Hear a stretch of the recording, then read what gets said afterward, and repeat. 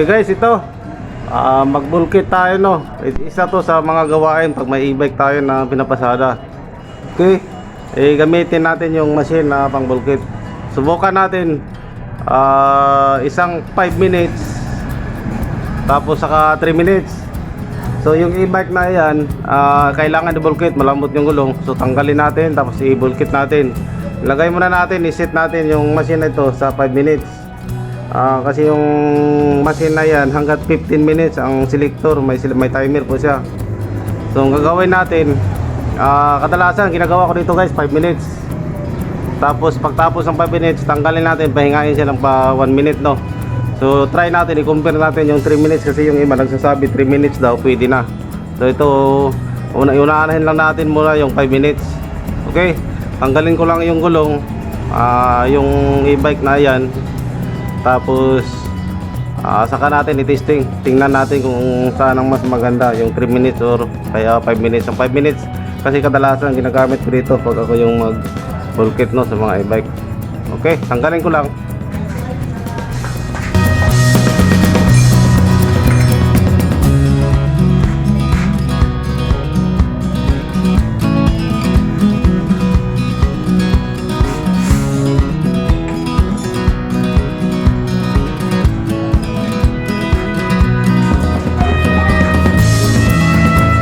Balikan ko na lang kayo, no, mamaya-maya pag makuha ko na yung interior sa loob. Hindi ko na tatanggalin yung buong gulong, yung interior lang ilabas natin. Yung 5 minutes guys, yung ibig sabihin nun, ang simula sa naisalang natin yung gulong. Tapos ibig sabihin ng 5 minutes, mainit na siya. Hindi yung mag-counting tayo sa 5 minutes na bago natin isaksak. So ang gagawin natin, bago natin tanggalin yung gulong o yung interior sa gulong, saksak muna natin ang machine, painitin natin sa tamang-tama. Pag matakuha na natin, malinisan na natin yung interior, tamang-tama na mainit na yung machine natin, saka na tayo magbilang ng 5 minutes, ilagay natin sa timer, automatic naman po yan. Okay, babalikan na lang ko lang kayo na pag matanggal ko na yung interior. Okay, ito, nasalang na natin ito. Ayan, hindi pa natin lalagyan ng timer dito, so set lang natin dito. Ayan, 5 minutes. So handyan lang. So dito lang siya, tapos pag dito na yung time yung selector na ito, ibig sabihin tapos na yung 5 minutes. Tapos 5 minutes after nun, pahingaan natin na kahit 1 minute lang. Tapos tingnan natin yung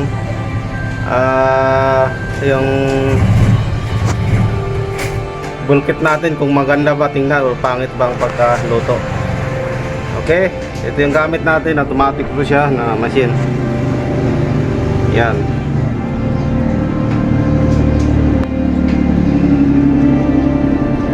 Yan. So i-pause lang muna natin, no. Balikan natin after matapos to yung 5 minutes dito, yung timer selector.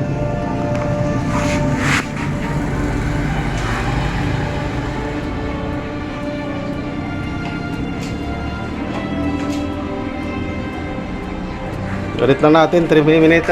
5 minutes yung setting natin. Yan. Unti-unti po siya bababa dito yung selector na ito. Pag pag nandito na siya sa ilalim, ibig sabihin tapos na po yan. Tapos papahingain lang natin ng mga kahit 1 minute.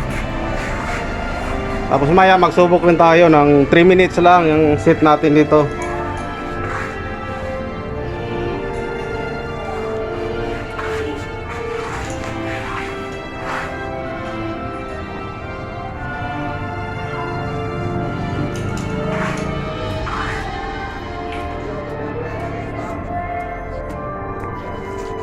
Medyo risky lang to guys ang mga e-bike, lalo na dito. Tingnan nyo, ito may wire.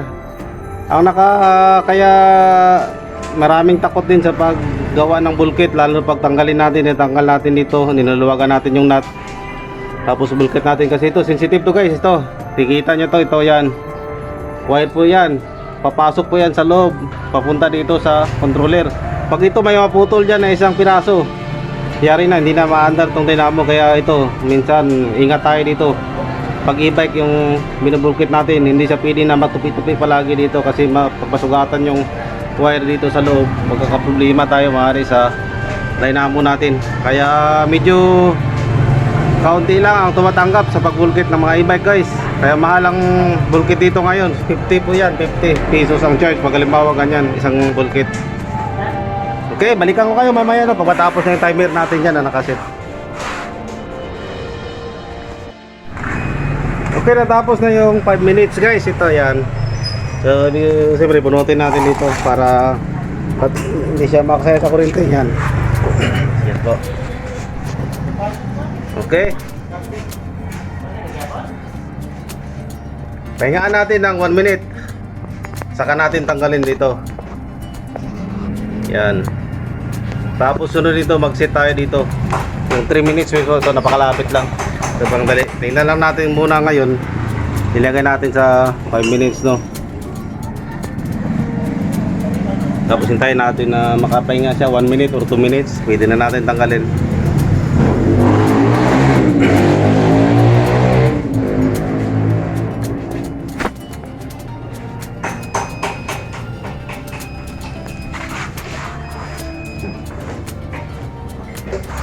Okay, tanggalin na natin.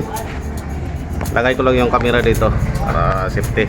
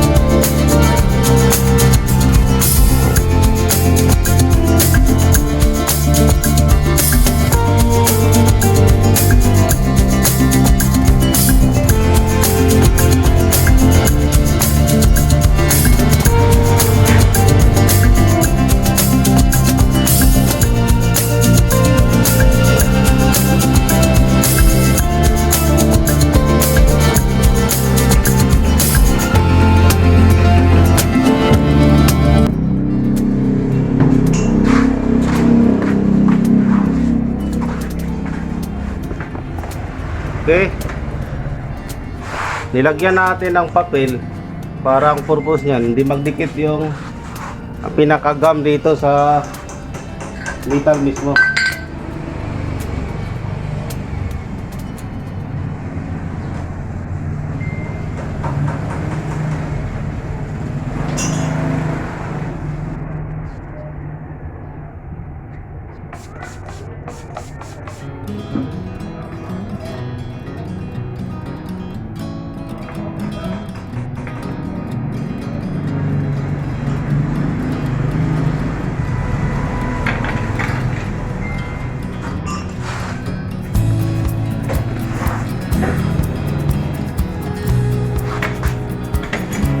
Ito yung 5 minutes guys, medyo malaki na gum.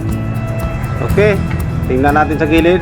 Yan, maganda rin ang pagluto, walang tuklap siya. Yan. So ito, i-assemble na natin. Tapos mag-testing din tayo ng 3 minutes sa ibang interior na naman. Kasi ito, gamitin to ibiyahe, pampasada ngayon eh. Hinihintay lang na matapos ang pagbulkit. Okay, assemble natin to.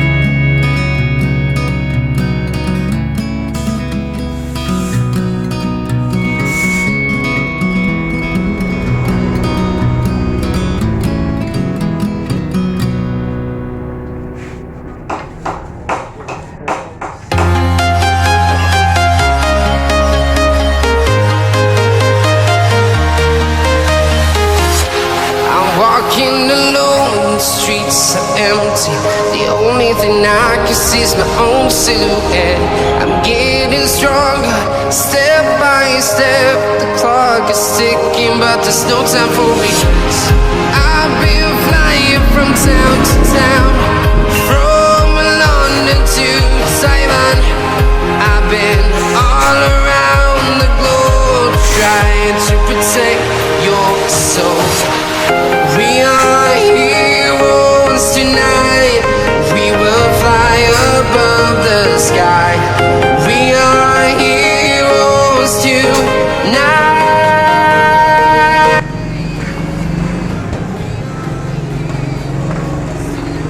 Yan lang, okay na guys. Simbol na natin, na-set up na natin. Tapos na yung pagbulkit natin dito sa isang e-bike, no. Ito, gagawa tayo ngayon sample. Gawin natin na 3 minutes yung timer natin dito sa machine natin.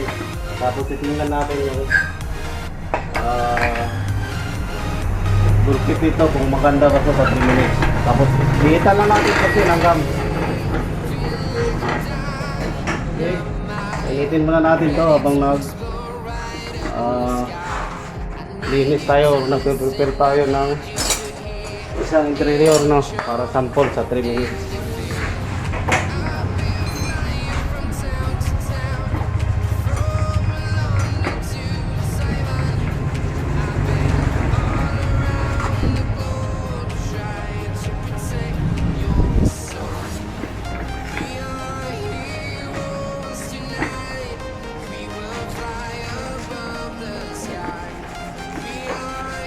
Okay, yan, habang maglilinis tayo sa interior, lagyan na natin ng gum. Irigin na natin, painitin na natin ng machine. Yan, tapos kung matapos to, linis, lagyan natin ng gum. Sit natin sa 3 minutes. Tapos tingnan natin, pahingaan natin ng kahit 1 minute lang din, no?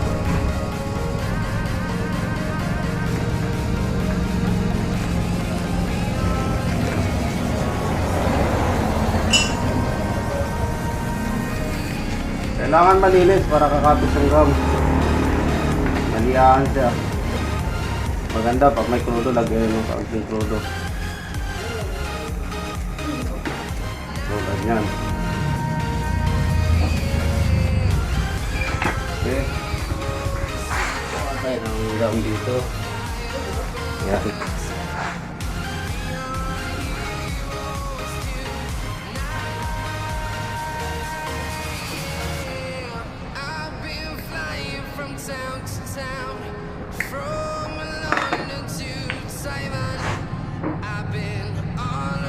Ito lang, kaunti lang, piraso lang na gum.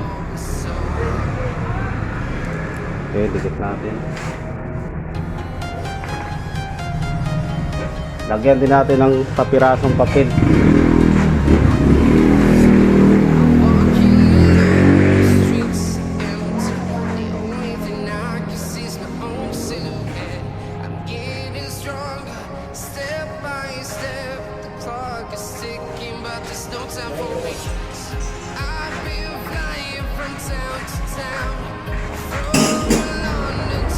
Yung gum, lagyan natin ng kapirasong papel to.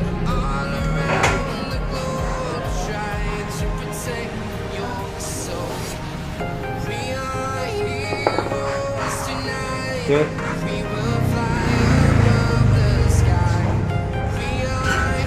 Yung mainit na, salang na natin dito. Papusit natin ng 3 minutes.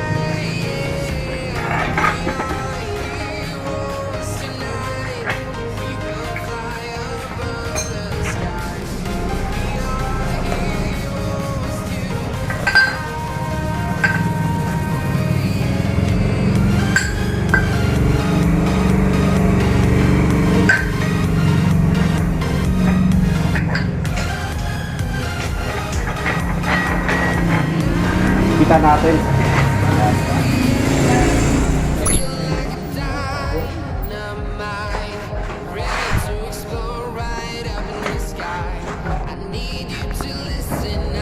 Yan. Dito number 3 ito. Ba, yan nakita nyo number 3. So lagay lang natin yan number 3. Yan. Tapos testing natin mamaya, no? Okay. Tanggalin na natin. Natapos na yung 3 minutes. At saka 1 minute. At nga.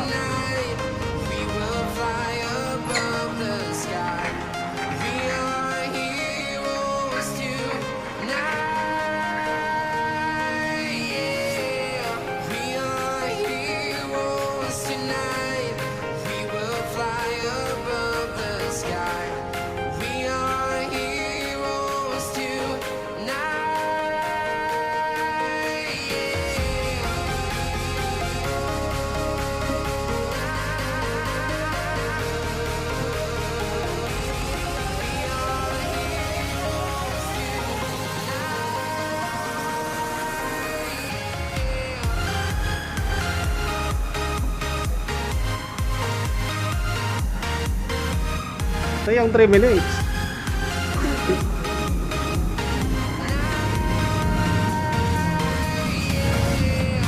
Yan. Luto rin siya guys. Ito, tingnan nyo. Okay. Kaya siya sa 3 minutes. Yan, tingnan nyo. Ito yung 3 minutes. So sa atin lang, sa akin dito. Tingnan natin. Maganda rin ang pagkakaluto. Sa 3 minutes sa sit-up. Tapos 1 minute ang pahinga. Kaya niya sa 3 minutes guys, pero sa akin ang suggest ko siguro mas maganda 5 minutes na lang, no? Kasi 2 minutes ang diferensya. Sa ito, 3 minutes, tingnan nyo. Lutong-luto rin siya. Yan. Wala namang crack sa gilid. Sa 3 minutes to. So, ito, sa mga gumagamit na ganyang machine, lagay na lang natin sa 5 minutes, tapos 2 minutes or 1 minute ang pahinga bago pagkatapos, finish ng 5 minutes, pahingaan lang natin ng mga 1 minute, pwede na yan.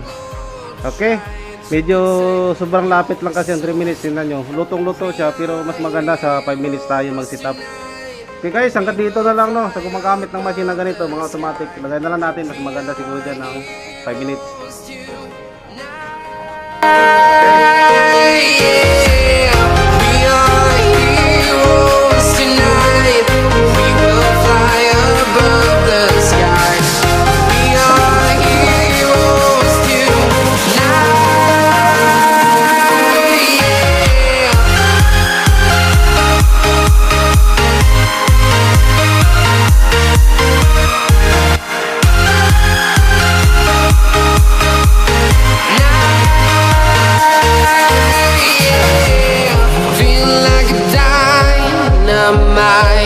Ready to explore right up in the sky.